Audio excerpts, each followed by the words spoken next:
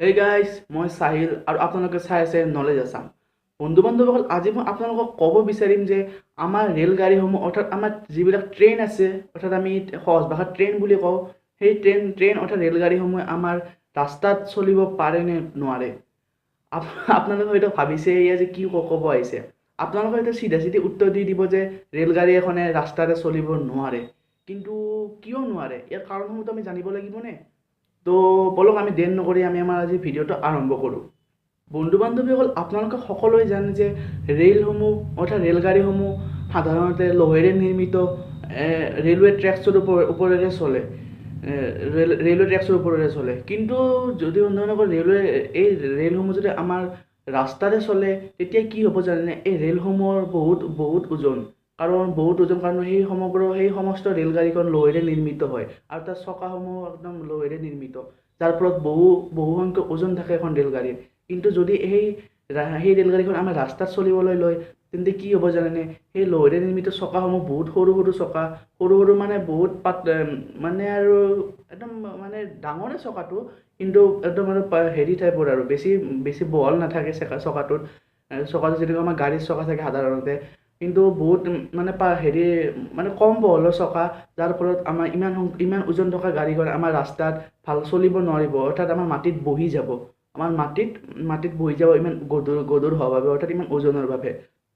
এইটো এক নম্বৰ কাৰণ গ'ল। 2 নম্বৰ কাৰণ হৈছে বন্ধু বান্ধৱীসকল, আপোনালোকে সকলোৱে জানে যে আমাৰ ৰেলৰ চকা যিবিলাক থাকে, সেই চকাসমূহ আইৰণ অৰ্থাৎ লোহেৰে নিৰ্মিত, আৰু যিবিলাক ৰেলৱে ট্ৰেকছ থাকে, সেই ট্ৰেকছসমূহ আইৰণ অৰ্থাৎ লোহেৰে নিৰ্মিত, যাৰ ফলত দুটা মেটেল একেলগ হৈ এটা ট্ৰেকশ্যন ইফৰ্ট অৰ্থাৎ এটা ফ্ৰেকশ্যনৰ সৃষ্টি কৰে।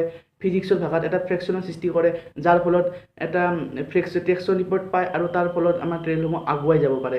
কিন্তু এতিয়া যদি সেই ট্ৰেইনসমূহ ৰাস্তা চলিবলৈ ল'লে চকাসমূহ হ'ব এটা বেলেগ মেটেৰিয়েলছৰ আৰু ৰাস্তাটো হ'ব এটা বেলেগ মেটেৰিয়েলছৰ, তাৰ ফলত ইয়াতে কোনো ধৰণৰ ফ্ৰিকশ্যনৰ সৃষ্টি নহ'ব, যাৰ ফলত ট্ৰেকশ্যন ইফৰ্ট নাপাব, যাৰ ফলত আমাৰ ট্ৰেইনটো আগুৱাব নোৱাৰিব। এইটো 2 নম্বৰ কাৰণ। 3 নম্বৰ কাৰণ হৈছে আমাৰ যিবিলাক ইলেক্ট্ৰিক লক'ম'টিভ আছে, ইলেক্ট্ৰিক লক'ম'টিভসমূহ যিহেতু আমাৰ কাৰেণ্টত চলে, যিবিলাক লক'ম'টিভ আছে, সেইসমূহ তেওঁলোকৰ ওপৰৰ পেণ্টগ্ৰাফৰ পৰাই কাৰেণ্ট ছাপ্লাই কৰি আনি লক'ম'টিভছৰ মাজেৰে আহি তেওঁলোকে ৰেলৱে ট্ৰেকছেৰে চাৰ্কিট কমপ্লিট কৰে, যাৰ ফলত সেই লক'ম'টিভছত চাৰ্কিটটো কমপ্লিট হয়, যাৰ ফলত ট্ৰেকশ্যন মটৰত কাৰেণ্ট পায় আৰু লক'ম'টিভসমূহ চলিবলৈ লয়। কিন্তু এতিয়া ৰাস্তাত যদি সেই ট্ৰেইনসমূহ চলিবলৈ লয়, ইলেক্ট্ৰিক লক'ম'টিভসমূহে ওপৰৰ পৰা ধৰক কিবাকৈ কাৰেণ্টটো পালে তাৰেৰে, কিন্তু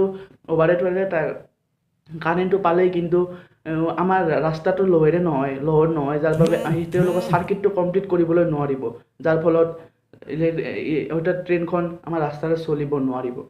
আৰু এটা লাষ্ট কাৰণ হৈছে আমাৰ ৰাস্তাৰে ট্ৰেইন এখন চলিলে বিভিন্ন টাৰ্ণিং থাকে, আমাৰ ৰাস্তাত বিভিন্ন ভাঁজ থাকে, বিভিন্ন টাৰ্ণিং থাকে, যাৰ ফলত আৰু আপোনালোকে জানে যে ৰেলত কোনো ধৰণৰ ষ্টেয়াৰিঙৰ ব্যৱস্থা নাথাকে, অৰ্থাৎ ৰেল লাইনৰ যিবিলাক কাৰ্ভ থাকে, অৰ্থাৎ ৰেল লাইনৰ যিবিলাক টাৰ্ণিং থাকে, ঘূৰিব লগা থাকে, সেইসমূহ ৰেলৰ চকাটো এনেদৰে নিৰ্মিত হৈছে যে তেওঁলোকে অট'মেটিক তেওঁলোকৰ ট্ৰেকটো যোনফালে গৈছে সেই অনুযায়ী তেওঁলোকে টাৰ্ণ কৰি লয়।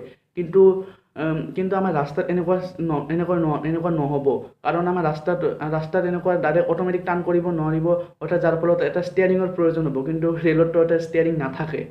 তো এইকেইটাই কাৰণ হৈছে যে ৰেলগাড়ী এখন আমাৰ ৰাস্তাত কিয় চলিব নোৱাৰে।